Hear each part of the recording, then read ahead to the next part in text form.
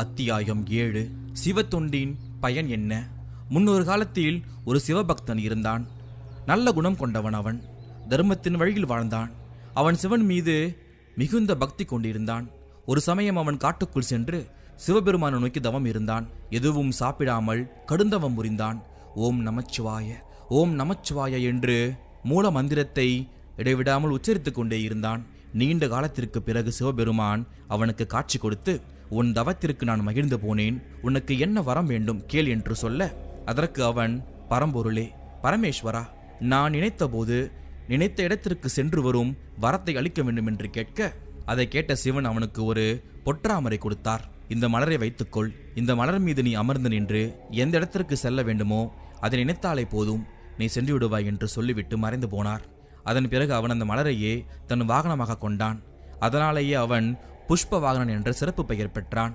அவன் அந்த பொன்மலரில் அமர்ந்து கொண்டு பூலோகம் மட்டுமல்லாமல் தேவலோகம், சத்தியலோகம், வைகுந்தம், கைலாயம், நரகலோகம் என்று நினைக்கும் இடத்திற்கு அவ்வப்பொழுதெல்லாம் சென்று கொண்டே வருவான். ஓரிடத்தில் இருக்கவே மாட்டான். சுற்றி திருவதையே தொழிலாக வைத்திருந்தான். அதை பார்த்த பிரம்மன் அவன் முன்னால் தோன்றி, புஷ்ப வாகனனே, எல்லா இடத்திலுமே அலைந்து கொண்டே இருக்கிறாய், இதனால் என்ன பயன் இருக்கிறது? நீ ஒன்று செய், புஷ்கர தீபத்துக்கு மன்னனாகி அந்த இடத்திலேயே இருந்து ஆட்சி புரிந்து வா, அதனால் சகல நன்மையும் உண்டாகும் என்று சொல்ல, அதையும் அவன் கேட்டு சம்மதித்து அவ்வாறே ஆட்சி புரிந்து வந்தான். அவன் மன்னன் ஆனான். அவனுடைய மனைவி லாவண்யவதி. அவளும் அன்பு மாறாமல் இருந்தாள். நல்ல குணத்தோடு இருந்தாள். அவருடைய குடும்ப வாழ்க்கை மகிழ்ச்சியாக இருந்தது. காலப்போக்கில் அவர்களுக்கு மகன்கள் பிறந்தார்கள். அவர்களும் பெரும் வீரர்களாக இருந்தார்கள். அவர்களுக்கு நல்ல கல்வி தர வேண்டும் என்று நினைத்தான். அதனால் பிரசேதன முனிவர் என்பவரை தன் அரண்மனைக்கு வரவழைத்தார். தன் மகன்களுக்கு கல்வி புகட்டுமாறு கேட்டுக்கொண்டார். அவரும் அவ்வாறே கல்வி புகட்ட மகன்கள் அனைவருமே நன்கு கற்று நல்லறிவு பெற்றார்கள். மன்னனின் மனதில் மிகுந்த மகிழ்ச்சி இருந்தது. சிவனுடைய அருள் இருக்கிறது, செல்வமும் செல்வாக்கும் இருக்கிறது, அழகும் குணமும் உள்ள மனைவி இருக்கிறாள், அறிவும் வீரமும் நிரம்பிய மகன்கள் இருக்கிறார்கள், என்னிடம் எல்லாமே நிறைவாக இருக்கிறது, எந்த குறையுமே இல்லை என்று பெருமிதம் கொண்டான். இவ்வாறு எல்லாமே நிறைந்திருப்பதற்கான காரணம் என்னவென்று யோசித்தான். முற்பிறவியில் செய்த பூர்வ புண்ணியமே காரணம் என்று அவனுக்கு தோன்றியது. ஆனால் அந்த புண்ணிய செயல் எதுவாக இருக்கும் என்று அவனால் கண்டுபிடிக்க முடியவில்லை, யோசிக்கவும் முடியவில்லை. அதை அவன் அறிந்து கொள்ள விரும்பினான். அதனால் அவன் பிரதேச முனிவரிடம் சென்று ஒரு விஷயத்தை கேட்டான். தவ வலிமை கொண்ட முனிவரே, முக்காலமும் அறிந்தவர் நீங்கள், எனக்கு ஒரு சந்தேகம், அதற்கு நீங்கள்தான் பதில் தர வேண்டும் என்று கேட்க, உன் ஐயத்தை கேள், முடிந்தால் சொல்வேன் என்று சொல்ல அவனும் சொல்ல ஆரம்பித்தான். இந்த பிறவியில் நான் இதுவரை பெறாதது என்று எதுவுமே இல்லை. என்னிடம் பக்தியும் நல்ல குணங்களும் இருக்கின்றன. இறைவன் அருள் இருக்கிறது. நல்ல மனைவி இருக்கிறாள், நல்ல மகன்கள் இருக்கிறார்கள், என்னை சுற்றி அனைவருமே நல்லவர்களாக இருக்கிறார்கள். இதையெல்லாம் பார்த்து நான் பெருமைப்பட்டாலும் இவற்றையெல்லாம் நான் பெறுவதற்கு என்ன காரணம் இருக்கிறது? பூர்வ ஜென்ம புண்ணியம்தான் இதற்கு காரணமாக இருக்கும் என்றால் அந்த பூர்வ ஜென்மத்தில் என்ன புண்ணியம் செய்தேன் என்று அவன் கேட்க, அவனுடைய பூர்வ ஜென்மத்தை அந்த முனிவர் சொல்ல ஆரம்பித்தார்.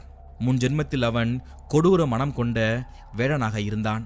அவனுடைய தோற்றம் விகாரமாகவும் பார்ப்பவர்களுக்கு அச்சத்தை உண்டாக்கக்கூடியதாகவும் இருந்தது. ஈவு இரக்கம் இல்லாமல் உயிர்களை கொன்று வந்தான். பிறரை துன்புறுத்துவதையே தொழிலாக வைத்திருந்தான். வழிப்போக்கர்களை வழிமறித்து பொருட்களை அபகரிப்பான். தவம் புரியும் முனிவர்களையும் துன்புறுத்துவான்.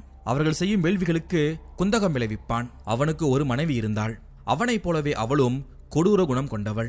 ஆனால் இருவரும் ஒருவருக்கொருவர் அன்போடு இருந்தார்கள். அவர்களுக்கு சொந்தக்காரர்கள் என்று யாருமே கிடையாது. ஒரு முறை பருவமழை பெய்யவில்லை.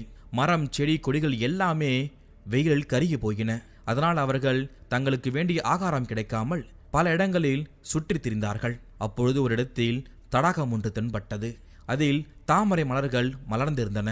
அதை கண்டதும் வேடனும் அவனுடைய மனைவியும் அருகில் வந்தார்கள். அவனுடைய மனைவி, இந்த மலர்களை பறித்து வா, இவற்றை பக்கத்து ஊருக்கு சென்று விற்று பொருள் பெறலாம் என்று சொன்னான். அவள் கூறியது வேடனுக்கு சரி என்று தோன்றியது. தடாகத்திற்குள் இறங்கினான். மலர்களை பறித்தான். அவற்றை எடுத்துக்கொண்டு காசிக்கு வந்தான். சந்தையில் விற்க முயற்சி செய்தான். இருந்தும் யாருமே அதை வாங்கவில்லை. தெரு தெருவாக சுற்றி சுற்றி பார்த்தான். அப்பொழுதும் யாருமே வாங்கவில்லை. அந்த நகரத்தில் உள்ள சிவனுக்கு பூஜை செய்வதும் வேத பாராயணம் செய்வதுமாக இருந்தார்கள். ஒவ்வொருவரும் ஒவ்வொரு வகையில் சிவலிங்கத்தை வழிபாடு செய்து வருவதை வேடனும் அவனுடைய மனைவியும் பார்த்தார்கள். அவருடைய மனதில் உற்சாகம் எழுந்தது. அவர்களும் அந்த பூஜை செய்ய வேண்டும் என்று முடிவெடுத்தார்கள். அதனால் இனி மலர்களை விற்கக்கூடாது என்று தீர்மானம் செய்தார்கள். பிறகு அவர்கள் தாம் வைத்திருந்த மலர்களை லிங்கத்தின் மீது வைத்து வணங்கினார்கள். பிறகு அவர்கள் அங்கிருந்து செல்ல மனமின்றி அன்றிரவு முழுவதும் அந்த இடத்திலேயே கண் விழித்திருந்தார்கள். மறுநாள் அதிகாலையில் கண்களை பறிப்பது போன்ற பிரகாசம் தோன்ற அவர்கள் திடுக்கிட்டு பார்த்தார்கள். சிவபெருமான் தோன்றி காட்சி கொடுத்து விட்டு மறைந்தார். அந்த காட்சியை கண்டதும் இருவருமே வியந்து போனார்கள். அவருடைய மனதில் சிவபெருமான் மீது ஆழ்ந்த பக்தி ஏற்பட்டது. விடிந்ததும் அவர்கள் இருந்த ஆலயத்தை பார்த்தார்கள். ஓங்காரேஸ்வரர் என்று அந்த ஆலயம் இருந்தது. ஆனால் அது மிகவும் பாழடைந்து இருந்தது.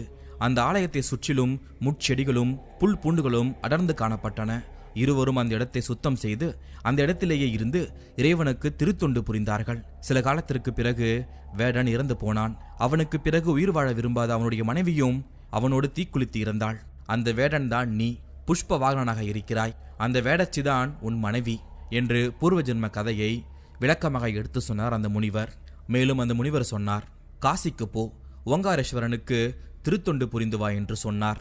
புஷ்பவாகனன் அவரை வணங்கி வாழ்த்து பெற்றான். பிறகு தன் மனைவியோடு காசி நகருக்கு வந்தான். சிவபெருமானை வழிபாடு செய்து முக்தி அடைந்தான். பிறகு அவன் சிவகணங்களுள் ஒருவனான்.